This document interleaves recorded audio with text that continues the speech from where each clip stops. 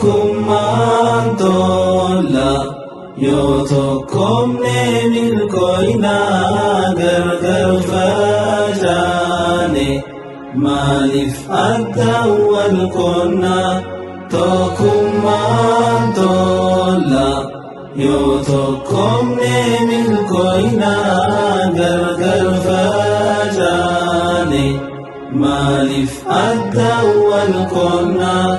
Kottaa yabbalayan ummata muslimaa harka tokko ta'uun hadhabnu tokkummaa. Wal qoqqooduu dhiisaa gosaa fi shanyummaa jaalala yeroo san nu jiddu uumama. Shanyummaa wal filuun gandaan wal qoqqooduun firaan wal fiffiluun nu facaanee jirra. Ni bayna namayyuu rakkoon nurraa geesse sababni nutumaa ijaallalee garra. Duuba mee maaliif callifnaa diinaaf makaraa banna. Kottaa tokko haa taanu diinaatti karaa haa cufnu. Tokkummaan tola yoo tokkomne milkoo'inaa gargar facaane maaliif addaan wal qoonnaa. Tokkummaan tola yoo tokkomne milkoo'inaa gargar facaane maaliif addaan wal qoonnaa. Laakiin facaa'inaa meenamu tokkumaa saantuun irraa tolaa meelaala yaanamaa.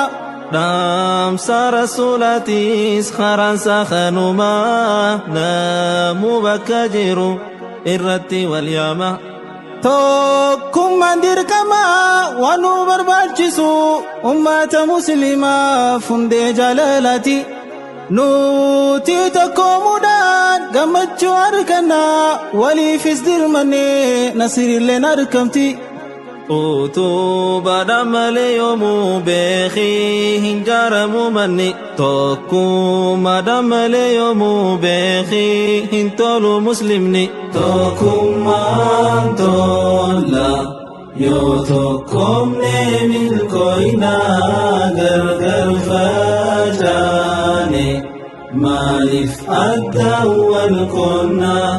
Tokkummaan tola yoo tokkomne milkoo'inaa gargar facaane maaliif addaan wal qoonnaa. Sabab saba ta'uun afaan adda addaa gosa gosa taanus gammoojjii fi baddaa. Kun addaan nun qoodu abadan abadaa rabbiin tokko jechuun walitti nu fida.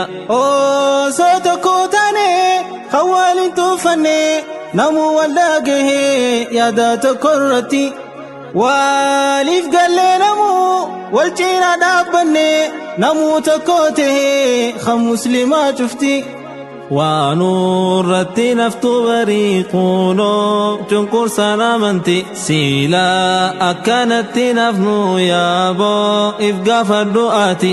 Tokkummaan tola yoo tokkomne milkoo'inaa gargar facaane maaliif addaan wal qoonnaa.